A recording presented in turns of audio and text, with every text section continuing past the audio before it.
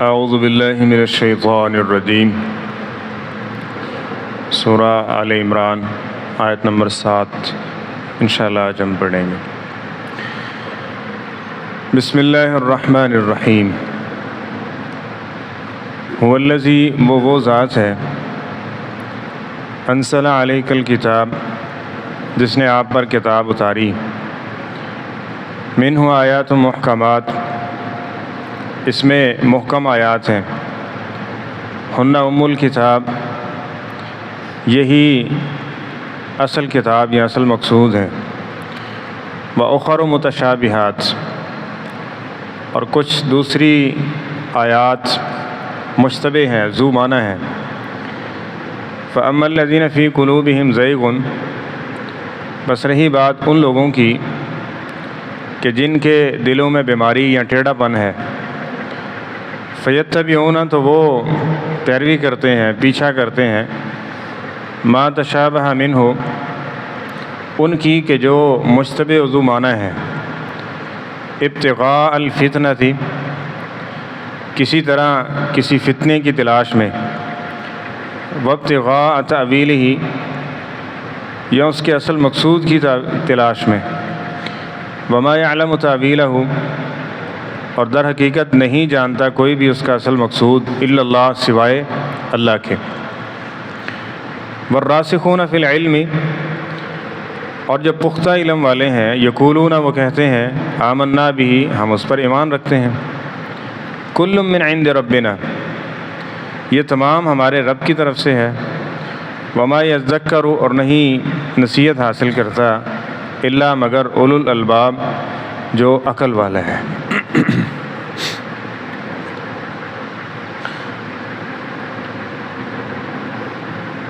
سابقہ آیات اور تقریباً یہ پہلا اور دوسرا رکوع، یہ تمہیدی باتیں اور بنیادی باتیں جو ہے وہ ذکر کی گئیں اس لشکر کے تناظر میں جو نبی کریم صلی اللہ علیہ وسلم کے پاس آیا عیسائیوں کا، اور ان میں سے آج کی آیت میں یہ فرمایا گیا کہ هو الذی انزل علیک الکتاب، جس طرح کہ عیسائی اور یہودی یہ مانتے تھے کہ تورات و انجیل اللہ تعالیٰ نے نازل کی ہیں، اسی طرح یہ قرآن پاک بھی اللہ تعالیٰ نے ہی نازل کیا ہے، تو لہٰذا جو شخص اسلامی کتابوں کو مانتا ہے اس کو یہ بھی ماننی چاہیے۔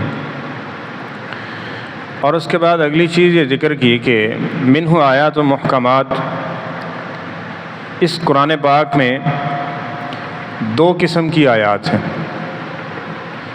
ایک ہے محکم، محکم اس آیت کو کہتے ہیں کہ جیسے ہی آپ نے پڑھا اور اس کا حکم واضح ہے، ایک عام آدمی ہے وہ بھی اس کو پڑھتا ہے تو اس کو اس کا سمجھ آ جاتی ہے۔ مثلا یا ایھا الذین آمنوا، اے ایمان والو، ٹھیک ہے، اقیموا الصلاۃ، نماز قائم کرو، آتوا الزکوٰۃ، زکوٰۃ دو، روزے رکھنے ہیں تم نے، جھوٹ نہیں بولنا ہے، خیانت نہیں کرنی ہے، بد عہدی نہیں کرنی، وغیرہ وغیرہ، اس طرح کی جو آیات ہیں۔ اور قرآن پاک میں 99% آیات یہی ہیں، محکم، اور اسی کے بارے میں کہا ہن ام الکتاب، اس کتاب کو جو نازل کرنے کا مقصد ہے وہ یہی ہے، اور اصل کتاب کا ماخذ و خلاصہ یہی ہے کہ جو سلیس ہیں اس کو پڑھو، اس پہ عمل کرو۔ لیکن بہرحال وہ مالک ہے، اس نے آزمائش بھی رکھی ہوئی ہے، یہ قرآن پاک ہے، اسی قرآن پاک کا وصف اللہ نے ذکر کیا ہے، اس کے ذریعے اللہ ہدایت بھی دیتے ہیں، اور بہت سارے لوگ اس کی وجہ سے گمراہ ہو جاتے ہیں۔ وہ کب گمراہ ہوتے ہیں؟ ایک وجہ اس کی یہ ہے کہ جو ذو معنی آیات ہوتی ہیں، ذو معنی کا مطلب کیا ہے؟ ایک آیت ہے، اس کا معنی مختلف ہو سکتے ہیں، اب جس کو جو اچھا لگتا ہے وہ اس پہ پختہ ہو جاتا ہے، دوسرے کو گنجائش بھی نہیں دیتا، دوسرے کے اوپر اس کے اوپر فتویٰ لگا دیتا ہے۔ تو مشتبہ آیات سے اپنی مرضی کا مفہوم کشید کرنا، ہمیشہ امت اسی وجہ سے گمراہ ہوئی ہے نا۔ کبھی کسی نے آج تک سنا ہو کہ کسی مسلمان فرقے نے یہ کہا ہو کہ جناب نماز نہیں پڑھنی چاہیے؟ سارے کہتے ہیں کیونکہ واضح احکامات موجود ہیں، یہاں تو نہیں کر سکتے۔ جہاں شیطان بھی داؤ وہاں سے لگاتا ہے اور چور وہاں سے دیوار پھلانگتا ہے جہاں سے وہ سمجھتا ہے کہ میرا داؤ چل جائے گا، اسی طرح یہ امت کے ساتھ ہوا، اور یہی بگاڑ، یہی طریقہ تھا جس سے شیطان نے عیسائیوں یہودیوں کو برباد کیا، کہ جہاں سے وہ اپنا مطلب نکال سکتے تھے، اپنا مطلب کشید کرنا۔ ایک ہے قرآن و سنت کا مقصود، وہ تو مقصود ہے نا، ہن ام الکتاب، لیکن اس میں اپنا مقصد اس میں کشید کرنا اور اپنی طرف سے کوئی چیز داخل کرنا، اس کو کہتے ہیں ہوائے نفس کی پیروی۔ اس لیے اللہ تعالیٰ نے فرمایا جو شخص ایسا کرتا ہے نا، وہ شخص اللہ کی عبادت نہیں کر رہا، وہ اپنے اس جو نفس ہے، جو خواہش ہے، جو دل ہے، جس کو ترجیح دے رہا ہے، اس کی عبادت کر رہا ہے۔ اور فرمایا کہ پھر یہ انسانیت کے معیار سے ایسا گرتا ہے کہ یہ ایسے بن جاتا ہے فَمَثَلُهُ كَمَثَلِ الْكَلْبِ، اس کی مثال ایک کتے کی طرح ہے۔ اب اس کا کام کیا ہوتا ہے؟ اس نے نہیں دیکھنا آگے کون ہے، اس نے صرف کیا کرنا ہے، جو اس کی عادت ہے وہی کام کرے گا۔ اب اس کو بھی کیا ہے، جو اس کے من اور مرضی میں آ گئی وہ ٹھیک ہے، جو اس کے خلاف ہے بس وہی کام، اور اسی بنیاد پہ فرقہ واریت، اور اسی بنیاد پہ آج امت جو ہے، جو حشر اس کا ہوا پڑا ہے نا، وہ یہ ہے۔ تو اس لیے یہ سمجھ لیجئے وہ کرو، اور اس کی مثال ایک موٹی سی لے لیں، مرحل اس کی کئی ایک مثالیں دی جا سکتی ہیں، کیونکہ آگے بہت ساری باتیں ہم اختصار کے ساتھ آگے چلیں گے۔ ایک مثال اس کی عرض کیے دیتا ہوں، اخر و متشابہات، مشتبہ لفظ، کہ ایک لفظ قرآن پاک میں استعمال ہوا ہے ولی کا لفظ۔ اب ولی کا لفظ کیا ہے؟ اب یہ مختلف عربی میں تقریباً 10 معنوں کے اندر یہ لفظ استعمال ہوتا ہے، 10 معنوں کے لیے۔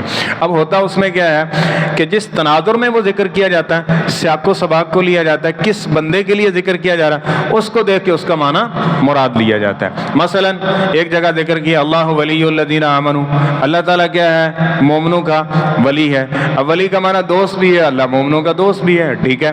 ولی کا معنی مددگار بھی ہوتا ہے، اللہ مددگار بھی ہے نا، ٹھیک ہے، اللہ تعالیٰ مددگار بھی ہے۔ اب اسی لفظ کو اٹھایا جہاں کسی اور کے لیے ذکر کیا گیا ہے، ٹھیک ہے، جس طرح کہ نبی پاک صلی اللہ علیہ وسلم کا ایک معروف فرمان ہے جناب سیدنا علی المرتضیٰ رضی اللہ تعالیٰ عنہ کے بارے میں، کہ من کنت مولا فعلی مولا، جس کا میں مولا ہوں اس کا علی بھی مولا ہے۔ اب اس فرمان کا مقصود کیا ہے؟ جو میرے ساتھ محبت کرتا ہے اس کے ساتھ بھی محبت کریں، جس کی میرے ساتھ دوستی ہے اس کے ساتھ بھی دوستی ہونی چاہیے۔ اب ایک شخص کہتا ہے، دیکھیں مولا کا معنی مددگار بھی ہوتا ہے، تو اسی اندر صرف اللہ مددگار ہے، تو نبی پاک صلی اللہ علیہ وسلم نے خود ان کو مددگار کہا ہے، تو لہذا کوئی وقت ایسا نہیں ہے جس وقت تم ان کو مدد کے لیے نہ پکارو، یہ قرآن سے ثابت ہے، یہ حدیث سے ثابت ہے۔ وَأُخَرُ مُتَشَابِهَاتٌ، یہ وہ لوگ ہیں جو مشتبہات کی پیروی کر کے لوگوں کے عقائد کو برباد اور خراب کرتے ہیں۔ اب قرآن پاک کے مزاج کو دیکھ لیں، کیا قرآن پاک کا یہ مزاج ہے؟ انبیاء کی یہ تعلیمات ہیں کہ غیر اللہ سے مدد مانگی جائے؟ کیا کسی حدیث میں یا کسی بھی شریعت کے اندر کوئی ایسا تصور و کنسیپٹ تھا؟ یعنی اپنا معنی جب کشید کیا مشتبہ لفظ سے، ذو معنی لفظ سے، جس کے کئی معنی ہو سکتے تھے، تو اپنی من و منشا اور مرضی کے مطابق اس سے معنی اخذ کیا، تو پھر کیا ہوا؟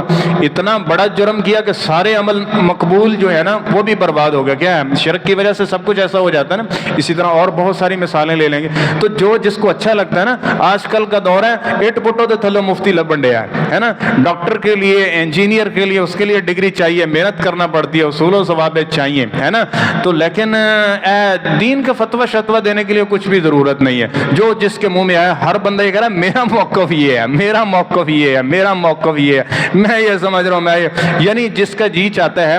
اب اس میں بھی اچھی طرح سے یہ بات سمجھ لیجئے کہ ایک ہے عمومی سی چیز ہے، عمومی سی بات ہے، اس میں ہر بندہ یہ بیان کر سکتا ہے، ایک چیز ہے، لیکن جو بات، جو مسئلہ اجتہادی ہے، جو مسئلہ اخذ کیا جائے گا، اس کے لیے اصول و ضوابط ہیں، اور یہ ہر بندے کے بس کی بات ہوتا ہے، بس اوقات نہیں بھی ہوتا، تو اس کے اندر کیا ہے کہ جس طرح ہر بندہ یہ بات شروع کر دے گا تو پھر معاملہ بگڑ جائے گا۔ تو اللہ تعالیٰ فرماتے ہیں اب یہ جو مشتبہات ہیں نا، فَأَمَّا الَّذِينَ فِي قُلُوبِهِمْ زَيْغٌ، اس کا پیچھا کون کرتے ہیں؟ وہ لوگ کرتے ہیں جن کے دلوں میں بیماری ہوتی ہے، جن کے دلوں میں کیا ہوتی ہے؟ بیماری ہوتی ہے۔ جس طرح وہ ایک ہے، تو بہرحال ایک سمجھانے کے لیے چلیں، یہ ایک ایسی مثال دی جا سکتی ہے، وہ ایک پینے والا تھا، وہ پیتا تھا اور ٹون نہیں رہتا تھا، ٹھیک ہے نا، تو وہ مسجد میں آ گیا، تو مفتی صاحب جو ہے نا وہ جمعہ ارشاد فرما رہے تھے یا خطبہ جو بھی چل رہا تھا، تو انہوں نے کہا کہ لا تقربوا الصلاۃ وانتم سکارا، کہ جب تم نشے کی حالت میں ہو نا تو تم نماز مسجد کے قریب ہی نہ ہو، مسجد کے، انہوں نے کہا پہلے تو بھول چک کے آ گیا تھا, آج مولوی صاحب نے ساری زندگی دی چھٹی دے دی ہے, کیونکہ آپ نے ٹون رہنا, لہذا اپنے ہمارے اوپر فرض ہے ہی فرض ہے, کیونکہ ہم وہ پیتے رہیں گے, اور جب وہ پیتے رہیں تو اللہ کہتے ہیں مسجد میں آؤ ہی نہیں, تو اس کو دوبارہ وہ مسجد کو نماز پڑھا کر, کہتا ساڑھے تے فرض ہی کوئی نہیں ہمارے تھے. یہ حال ہے, اور یہی چل رہا ہے کہ اپنی مرضی کا جہاں سے لے لیا بس ٹھیک ہے, اس کو لے کے چل پڑے. تو دین میں جس طرح پہلے بھی بات کی تھی, گمراہی کا آغاز تبھی ہو جاتا ہے جب بندہ اپنی پسند ناپسند کو بیچ میں لا کھڑا کرے گا نا قرآن و سنت کے مقابلے میں, بس سمجھ لیجئے کہ اس نے گمراہی کا دروازہ کھول لیا. تو فرمایا فَأَمَّا الَّذِينَ فِي قُلُوبِهِمْ زَيْغٌ, دلوں میں بیماری ہے, ٹیڑھا پن ہے, سیدھے پاسے نہیں جاندے, پٹھے پاسے ہون گے. وہ مسئلہ جس سے کوئی لینا دینا نہیں ہے اس پہ بحث کر کے قتل و غارت تک پہنچ جائیں گے, اور جس کا کوئی دین کے ساتھ یا ایمان کے ساتھ یا عمل کے ساتھ اس کا کوئی تعلق نہیں بنتا, اور آج امت مرنی پئی ہے. اور جو عمل کی بات ہے اس سے کیا ہے, وہ پیچھے ہٹ چکے ہیں, اس کو پتہ ہی نہیں ہے کہ سنت کیا ہے, اس معاملے میں ہمیں کرنا کیا ہے. تو اللہ تعالیٰ نے فرمایا نا فَأَمَّا الَّذِينَ فِي قُلُوبِهِمْ, دراصل یہ اسلام کو پسند کرنے والے نہیں ہیں, اللہ رسول سے محبت کرنے والے نہیں ہیں, ان کے دلوں میں بیماری ہے, اس بیماری کے عوض میں یہ آئے ہوئے ہیں اور یہ کام کر رہے ہیں. تو فَيَتَّبِعُونَ مَا تَشَابَهَ مِنْهُ, اب یہ اللہ تعالیٰ فرما رہے ہیں, دیکھیں کس طرح سے کھول کے سارے سینیریو کو واضح کیا گیا. وہ پیچھا کریں گے, پیروی کریں گے, اس کی فوکس کریں گے اس پر, کون سی, کہ جو مشتبہ آیات ہیں. ایدا معنی دسو, اس کا معنی یہ ہے. اب جس طرح علم غیب کے حوالے سے لے لیں, یہ جس طرح حروف مقطعات کے بارے میں ان کا علم اللہ تعالیٰ کے پاس ہے, ٹھیک ہے. اب اس میں اپنا معنی لے کے اس کو ذکر کرنا. اللہ تعالیٰ فرماتے ہیں ان کا مقصد کیا ہے, ابتغاء الفتنہ, صرف فتنہ ڈالا جائے. کیا ڈالا جائے, فتنہ ڈالا جائے, عام لوگوں کو آزمائش میں ڈالا جائے. اب کتنے لوگ ایسے ہیں جن کو صرف یہ بتا دیا گیا نہ تسی قرآن حدیث کھول کے پڑھنا نہیں, جو اسی تو انہوں دسنے پہ ہیں نا, بس اس کو سن کے وہ کہتے ہیں ہم نے اپنے بڑوں سے سنا. ان کے پاس علم نہیں ہے, ان کے پاس یہ نہیں ہے. ابتغاء الفتنہ, اس بندے کے لیے فتنہ تو بن گیا نا. اب یہی فتنہ یہ چاہتے ہیں کہ لوگوں کو گمراہ کیا جائے اور راہ حق سے ان کو ہٹایا جائے. اور اس طرح دوسرا انتشار و اختلاف والا فتنہ ہے جس کی بنیاد پہ آپ دے لیں امت بڑھی ہوئی ہے. تو وابتغاء تعویلی, یا کچھ لوگ ایسے ہوتے ہیں کہ جو بال کی کھال اتار کے نا چاہتے ہیں کہ ہمیں اس کی اصلیت مقصود ہونا چاہیے. جس کی ایک موٹی سی مثال لے لیں کہ جو جہمیہ معتزلہ قسم کے لوگ گزرے ہیں نا, وہ لوگ وہ کیا کہتے تھے, ان کو کہا کہ اللہ تعالیٰ کا ہاتھ ہے. قرآن پاک میں اللہ تعالیٰ نے فرمایا ید اللہ فوق ایدیہم, اسی طرح اللہ تعالیٰ دیکھتا بھی ہے, اللہ تعالیٰ حی ہے, قیوم ہے, یہ صفات ہیں. انہوں نے کہا کیویں دا ہوئے گا. اب وہ اس کی جہت ماپنے, ٹھیک ہے, اس کی شکل و صورت ماپنے, اس کو جس طرح کوئی بھی چیز ہے نا, جس طرح ایک کو مثلاً ایک انسان کا سائنس کے ساتھ تعلق ہے, مثلاً وہ اس کو دیکھ رہا ہے تو وہ چاہتا ہے اس کی باریکی اور اس کی تہ تک پہنچا جائے. کیا ہے, اور ہر چیز کی تہ تک, بس اوقات کچھ چیزیں ایمانیات ہے نا, جو ایمانیات پہ ایمان رکھا جاتا ہے, اس کی تہ تک پہنچنے کی کوشش نہیں. تقدیر ہے, کیسے لکھی ہے, کیوں لکھی ہے, کسی کو یہ کسی کو یہ ہے نا, میں نے جنہیں چر تک یہ فلسفہ سمجھ نہیں نہ ہونا, میں ماننے کے لیے تیار. نماز ہے تو یہ فلسفہ دسو کی ہے, پڑھن دا فائدہ کی ہے, مقصد کیا ہے, اس کو ٹکریں مارنی ہے. کچھ لوگ کہتے ہیں نا یہ بہت پڑھے لکھے, بس اوقات یہ ماڈرنزم کو اور ہیومنزم کو فالو کرنے والے لوگ, نماز کیا دیتی ہے, بندہ بندے کا خیر خواہ ہونا چاہیے, بندے کا ایک دوسرے کے ساتھ بھلائی اور خیر, نماز کی ہے تو ٹکرا مارنے والی گل ہے, تو یہ کرنے پہ ہو. اور اس طرح کی باتیں. اور ایک شخص کو میں نے خود اپنی آنکھوں سے دیکھا, اس نے کہا جانوروں پہ ظلم بند کرو, یہ تو تم قربانی کرتے ہو, یہ جانوروں پہ کیا ہے, یہ ظلم ہے, یہ زیادتی ہے. جس طرح نے دیکھا کہ جانور تڑپتا ہے, یہ ہے وہ ہے, اس طرح اس چیز, یعنی اپنی عقل کو سامنے رکھا نا, اپنی آبزرویشن کے مطابق اس نے فتویٰ صادر کر دیا کہ جانور کو ذبح کرنا جو کہ ہے یہ حرام ہے, یہ ظلم ہے, یہ نجائز ہے.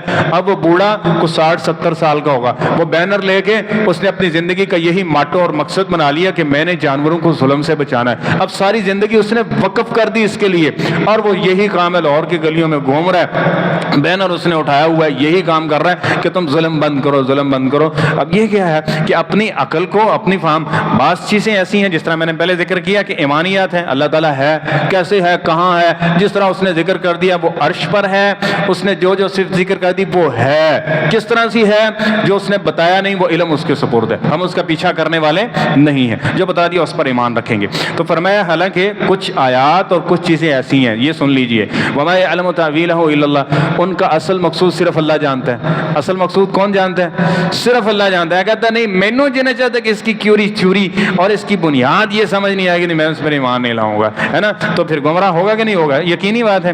اور آگے جبکہ اہل علم لوگوں کا طرز عمل کیا ہے؟ اللہ تعالیٰ فرماتے ہیں والراسخون فی العلم، جڑے علم میں پختہ لوگ ہیں نا، علم میں پختگی۔ اب یہاں بھی یہ بھی فرق واضح ہو گیا کہ ایک جس طرح، اور قرآن پاک میں تو یہ واضح ہے کہ ایک وہ ہے جو صاحب علم ہے، ایک وہ ہے جو صاحب علم نہیں ہے، دونوں برابر ہیں۔ آج یہ کنسیپٹ بسا اوقات ایسے لوگوں کی طرف سے دیا جاتا ہے جن نے دین پراپر طور پہ سیکھا نہیں ہے۔ ہاں ایک جس طرح پہلے بات عرض کی کہ وہ ذکر کرتے ہیں، لیکن جو مختلف ہی مسئلہ ہے، جو اجتہادی مسئلہ ہے، اس کے لیے علوم و فنون یہ چیزیں ضروری ہیں۔ وہ اصول و ضوابط کو سامنے رکھے گا تو ٹھیک ہے، نہیں تو اپنی عقل کو ترجیح دے گا۔ جب عقل کو ترجیح دے گا تو برباد ہوگا اور برباد کرے گا۔ اور یہ علامت نبی کریم صلی اللہ علیہ وسلم نے قرب قیامت کی ذکر کی ہے، فرمایا کہ راسخ علماء جو ہے نا وہ اٹھ جائیں گے۔ اب ایک یہ بات بھی بڑی واضح سی ہے، سمجھ لیجیے کہ اگر علماء کا کنسیپٹ ہی نہیں ہے تو پھر عالم کو عام آدمی پہ فضیلت دینے کی کوئی وجہ ہی نہیں بنتی۔ عام آدمی پر عالم کو فضیلت دینے کی وجہ تو تبھی ہے نا کہ جب اس کا کنسیپٹ ہوگا، آپ اس کنسیپٹ کو مانیں گے۔ جب اس کنسیپٹ کو آپ مانتے نہیں تو پھر وہ ساری حدیث کو کیا کریں گے؟ یہی ہوا نا کہ عقل کو ترجیح دینے کی وجہ سے ان ساری چیزوں سے لا علم ہو گئے اور بس اوقات اس کا انکار کر دیا۔ تو صاحب علم لوگوں کا رویہ کیا ہوتا ہے؟ یقولون آمنا بھی، او بھائی یہ ایمانیات ہے، ہم مانتے ہیں اس کے اوپر، کل من عند ربنا، ہمارے رب نے کہا، ہم ماننے کے لیے تھا۔ صحابہ کرام بہترین کیوں تھے اور وہ زبردست کیوں تھے؟ وجہ کیا تھی؟ وجہ یہ تھی جو اللہ فرماتے جاتے تھے سمعنا و اطعنا، سن لیا مان لیا۔ ہم کیا کرتے ہیں؟ نہیں جی مجھے اچھا نہیں لگتا، یہ مجھے پسند نہیں ہے جی، یہ ہونا چاہیے، وہ ہونا چاہیے، ایسا ہونا چاہیے، ویسا ہونا چاہیے۔ حضرت اس دور میں ہوتا نا، ہم کہتے ہیں ہم اس دور میں ہوتے تو یہ کہتے سیدھے سیدھے فتوے لگڑے سنودوں پہ، قرآن نازل ہو رہا تھا نا اس وقت، تو یہ نہیں ہونا تھا۔ اور میں نام لے کے بھی بس اوقات ہو سکتا تھا کہ یہ ایس پاسے تھا نہیں دوسرے پاسے تھا، تو شکر کریں اللہ نے ادھر رکھا ہوا تو بچایا ہوا ہے۔ تو اپنے ان جو معاملات ہیں خاص طور پہ دینی اعتبار سے تکلم کرنا، اس چیز کو خوب سمجھ لیجئے۔ امام مالک رحمہ اللہ، ان کے پاس غیر مسلموں کی طرف سے سوال ہے، کو 15-16 سوال تھے اور 10 سے زائد سوال ہے، جس کے جواب میں انہیں کیا کہا؟ لا ادری، مجھے اس مسئلے کا علم نہیں ہے۔ دین کے معاملے میں خاص طور پہ جو اجتہادی مسئلہ ہے اس کو سمجھ لیجئے، اس میں بات کرنے سے پہلے جب تک شرع صدر نہیں ہے، مکمل علم نہیں ہے، اس کے بارے میں تکلم کی اجازت نہیں ہے۔ کیوں؟ اگر دین میں آپ اپنی رائے کو لے کے آئیں گے، قرآن پاک میں لے کے آئیں گے، تو نبی کریم صلی اللہ علیہ وسلم کا فرمان سن لیجئے، من قال فی القرآن برأیہ، جس نے قرآن پاک کی تفسیر توضیح اپنی رائے عقل قیاس کے مطابق کی نا، فقد کفر، اس نے کفر کر دی ہے، وہ کفر کرے گا۔ یہاں تو کیا ہے، وہ قرآن سیکھ رہا ہے نا، سکھا رہا ہے، لیکن اپنی رائے کے مطابق کرے گا تو کیا کرے گا؟ کفر کرے گا۔ تو وہی ہوئی کہ ٹیڑھے پن اور زو مانا چیزوں کو لے گا، ٹیڑھے پن کی وجہ سے تو پھر وہ خود بھی گمراہ ہوگا اور دوسروں کو بھی گمراہ ہوگا۔ اور نبی کریم صلی اللہ علیہ وسلم نے فرمایا راسخ علماء اٹھ جائیں گے، سفہاء الاحلام آ جائیں گے، نئی عمروں والے، نئی عمروں والے، ٹھیک ہے۔ وہ کیا کریں گے کہ ضلوا فضلوا، خود بھی پختہ علم نہیں ہوگا اور ایسے معاملے چھیڑ لیں گے جس پر اہل علم نے خاموشی اختیار کی ہے، انہوں نے کھول کے بیان جان گے۔ پھر کیا ہوگا؟ صفاء الاحلام ہوں گے، ضلوا فضلوا، یہ 1400 سال پہلے حضور صلی اللہ علیہ وسلم نے پیشین گوئی کی، خود بھی برباد ہوں گے، دوسروں کو بھی برباد کریں گے۔ اس لیے دینی معاملات کے اندر ہر بندہ مفتی نہیں ہے، ہر بندہ صاحب فتویٰ نہیں ہے، اس چیز کو سمجھنا ہے۔ باقی یہ ہے کہ جو باقی معاملات ہیں اس کو دیکھیں پڑھیں، جس طرح پہلے عرض کیا 99% تقریباً اس طرح کے معاملات ہیں جو بالکل سے واضح ہیں، جو اللہ تعالیٰ نے آزمائش کے طور پہ کچھ چیزیں اس طرح کی رکھی ہوئی ہیں، اس کے لیے یہ رویہ ہونا چاہیے جو صاحب علم لوگوں کو اللہ نے ذکر کیا۔ وہ کیا کہتے ہیں؟ کل من عند ربنا، یہ ہمارے رب کی طرف سے ہے، ہم اس پہ ایمان رکھتے ہیں، یہ جو ہمارے رب نے فرمایا وہ حق ہے اور کیا ہے؟ سچ ہے۔ وما یذکر الا اولو الالباب، لیکن ایک گلا عقل مندوں نے سمجھ ہونی ہے۔ عقل مندوں سے کیا ہے؟ مثلا دنیاوی معاملہ ہے نا، ایک چھوٹا سا بھی معاملہ ہے، چھوٹا سا معاملہ، مثلا انسان کے کسی ایک اعضاء میں کوئی بیماری ہے، کوئی جگر میں ہے، کوئی دل کا مسئلہ ہے، تو اب اس میں کیا کہتے ہیں؟ ہم اس بندے سے چیک اپ کروائیں جو سب سے زیادہ اس کو تجربہ بھی رکھتا ہو، جانتا بھی ہو، سارا کچھ کرتا ہو۔ عطائیوں کول نہ جائے ہو جی، عطائی کیا کر دیں گے؟ تمہارا بیڑا غرق کر دیں گے۔ اسی طرح جس طرح حضرت نیم حکیم خطرہ جان ہوتا ہے نا، تو نیم مولوی جو بن کے بیٹھا ہو وہ بھی خطرہ ایمان بن سکتا ہے، وہ بھی خطرہ جان بن سکتا ہے۔ تو وما یذکر الا اولو الالباب، جس طرح وہاں عقل مندی کا مظاہرہ کرتے ہیں، یہاں بھی عقل مندی کا مظاہرہ ہونا چاہیے۔